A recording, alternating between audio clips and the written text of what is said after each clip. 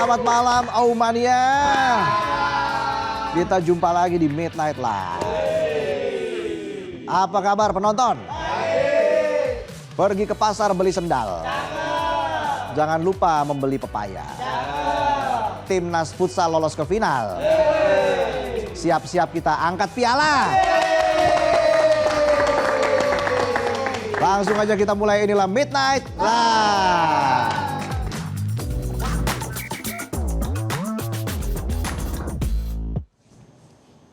Berita malam ini datang dari lanjutan persidangan kasus dugaan korupsi pengadaan laptop berbasis Chromebook di lingkungan Kementerian Pendidikan, Kebudayaan, Riset dan Teknologi atau Kemendikbudristek yang sebelumnya telah menyeret nama Nadiem Makarim dan 3 pejabat lainnya sebagai terdakwa. Yaitu Ibrahim Arif, konsultan teknologi Kemendikbudristek, Mulyatsyah, mantan direktur sekolah menengah pertama SMP Kemendikbudristek, dan Sri Wahyuningsih, mantan direktur sekolah dasar SD Kemendikbudristek. Perkara yang merugikan negara hingga 2,1 triliun rupiah ini menemukan fakta sangat mengejutkan. Bukan soal nilai kerugiannya yang fantastis, angka segitu mah biasa di dunia korupsi tanah air. Tapi kelakuan dari pejabatnya yang bikin miris. Tanpa permisi dan malu-malu mereka rame-rame membuat sebuah pengakuan. Bukan ngaku habis makan bakwan 5 bayarnya cuma 1. Itu juga minta dibayarin. Kalau penonton ngaku ke bini pulang telat bilang mau ada meeting dadakan. Tapi malah karaoke ngabisin voucher promo. Apalagi bos gua nih. Tiap hari karaoke aja. Para pejabat ini rame-rame bersuara di pengadilan. Di hadapan majelis hakim mereka mengaku menerima uang terkait dugaan korupsi proyek pengadaan Chromebook di Kemendikbudristek. Pas kasusnya ramai baru ngaku. Baru ngaku pas kasusnya ramai. Pas baru ngaku kasusnya ramai. Udah. Aliran uang ini terungkap secara resmi dalam persidangan ketika Jaksa Penuntut Umum JPU membacakan surat dakwaan terhadap mantan konsultan teknologi di Kemendikbudristek Ibrahim Arif dan terdakwa lainnya pada 16 Desember 2025 lalu. Penegasan sama juga dilakukan JPU terhadap Nadiem Makarim pada 5 Januari 2025. Dakwaan yang sebelumnya berupa dugaan kini berubah menjadi fakta hukum setelah pejabat tersebut mengaku menerima uang saat dihadirkan sebagai saksi di persidangan. Ini dia, kemarin kemana aja bos? Jangan-jangan kemarin-kemarin masang genteng di rumah. Genteng itu loh yang buat motong kertas itu. Gunting ya. Kalau penonton kan ganteng doang. Ganteng doang. Gantengisasi. Berdasarkan catatan persidangan, ada 8 dari 11 pejabat di Kemendikbudristek yang mengaku menerima uang. Mereka adalah mantan Dirjen Pendidikan Anak Usia Dini, Pendidikan Dasar dan Menengah, Paudasman Jumeri. Menurut keterangan JPU, Jumeri mendapatkan 50 juta rupiah dari salah seorang terdakwa yang juga pernah menjadi pejabat di Kemendikbudristek, Sri Wahyuningsih. Uang dugaan hasil korupsi tersebut diberikan Sri dengan dalih rejeki pengadaan Chromebook. Rejeki, kalau kata pepatah rejeki sudah ada yang ngatur. Tapi yang ini atur-atur aja lah. Rejeki nggak kemana, tapi korupsi di mana-mana. Selain itu, Sri juga memberikan telepon genggam terbaru seharga kisaran 17 juta rupiah hingga 27 juta rupiah. Wih, baik banget. Itu uang kalau dikasih ke penonton, ludes jam. Orang buat bayar utang. Kemudian ada mantan pelaksana tugas Dirjen Paudasman Hamid Muhammad yang mengaku menerima 75 juta rupiah dari terdakwa Mulyad Syah. Lalu ada mantan Sekretaris Direktorat Jenderal Ditjen Paudasman Sutanto juga menerima 50 juta rupiah dari terdakwa Mulyad Syah. Uang tersebut diberikan Mulyad Syah saat main ke rumahnya pada akhir 2021. Jadi ketika hendak pulang, Mulyad Syah meninggalkan uang tersebut tanpa menjelaskan banyak hal. Enak juga punya tamu kayak Mulyad Syah ya. Main ke rumah, pulang ninggalin duit. Kalau gua punya tamu kayak gitu, gua suruh nginep. Gua tidur di kamar mandi gak apa-apa dah. Nemenin sabun.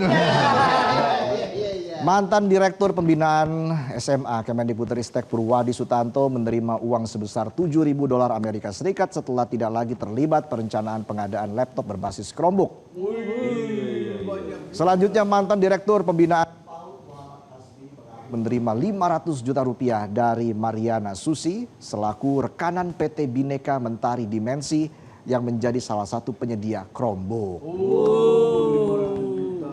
Uang tersebut tidak langsung diterima Hasbi, tapi lebih dahulu diserahkan kepada Kepala Seksi Sarana Direktorat Pembinaan PAUD, Nia Nur Hasanah. Uang dalam kantong kertas itu sempat ingin dikembalikan namun ditolak Susi. Alhasil uang dibagi dua untuk Hasbi dan Nia masing-masing mendapat 250 juta rupiah. Duit segitu mah penonton juga nggak bakal nolak. Cuma nggak ada yang nawarin aja. Sama halnya yang dialami mantan pejabat pembuat komitmen PPK Direktorat SMP Kemendikbudristek Harnowo Susanto. Harnowo menerima uang dari Susi sebanyak 250 juta rupiah ketika mengunjungi gudang vendor Chromebook.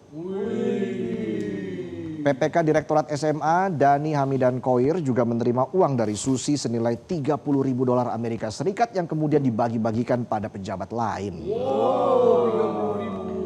Terakhir, Suhartono Alam, mantan PPK SMA yang pada 2021 menerima $7.000 Amerika Serikat dalam paket berisi perlengkapan pencegahan COVID. Bayangin aja paket yang berisi alat kesehatan seperti hand sanitizer, vitamin, dan masker justru ikut diisi uang diduga hasil suap. Virus COVID-nya sembuh, tapi virus korupsinya tambah kambuh. Dalam persidangan yang digelar di Pengadilan Tipikor, Susi yang dihadirkan sebagai saksi memang mengakui dari keuntungan 10,2 miliar rupiah yang diperoleh selama proyek pengadaan Chromebook, Susi memberikan uang kepada sejumlah pejabat Kemendikbudristek. Alasannya sebagai bentuk rasa terima kasih karena telah dibantu mendapatkan proyek dan murni ingin berbagi rezeki. Baik juga ya Bu Susi. Coba kalau dia Bu Sisu. Belum tentu dia Bu Susi. Mantan Mendikbudristek Nadiem Makarim mengaku kaget ketika mengetahui banyak pejabat yang dulu menjadi bawahannya justru menerima uang terkait proyek pengadaan Chromebook. Nadiem menegaskan kalau dirinya tidak mengetahui atau diberitahu soal aliran dana seputar proyek tersebut. Pernyataan serupa juga dikatakan Dani Hamidan Koir, salah satu pejabat yang ikut menikmati aliran uang pengadaan Chromebook. Saat diperiksa sebagai saksi di persidangan, Dani mengatakan kalau penerimaan uang tersebut tidak diketahui oleh Nadiem saat sebagai menteri. Memang ajaib ini kasus. Uang bisa mengalir deras tanpa pimpinan bisa tahu. Sejumlah pejabat menikmatinya sementara Pak Menteri merasa kudet alias kurang update.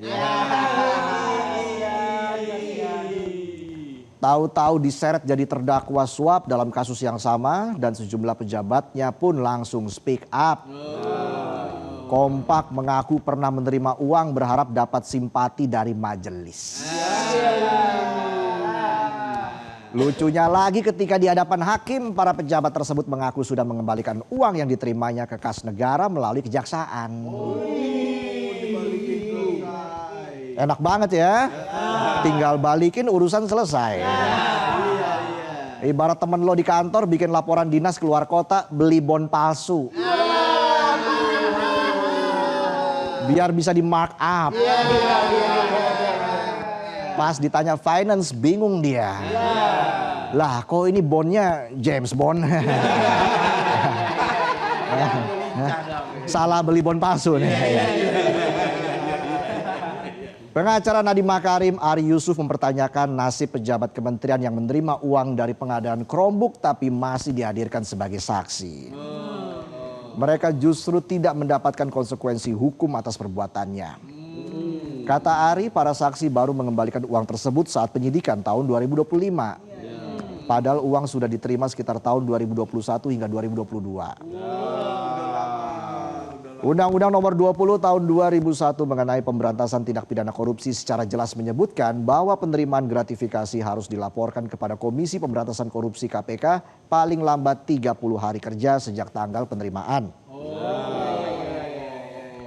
Namun dalam kasus ini para pejabat Kemendikbudristek baru mengembalikannya setelah 3 hingga 4 tahun lamanya. Mungkin jika kasus Nadiem tidak diusut maka uang tersebut juga tidak dikembalikan oleh para pejabat Kemendikbudristek. Kepala Pusat Penerangan Hukum Kapus Penkum Kejaksaan Agung Anang Supriyatna menegaskan kalau Kejaksaan Agung akan mempelajari fakta-fakta yang terungkap dalam persidangan kasus dugaan korupsi pengadaan Chromebook di Kemendikbudristek. Termasuk pengakuan sejumlah mantan pejabat yang menerima aliran uang. Keterangan dari para saksi akan dikaji untuk menentukan apakah telah memenuhi unsur hukum agar bisa ditindaklanjuti dalam proses penyidikan lanjutan.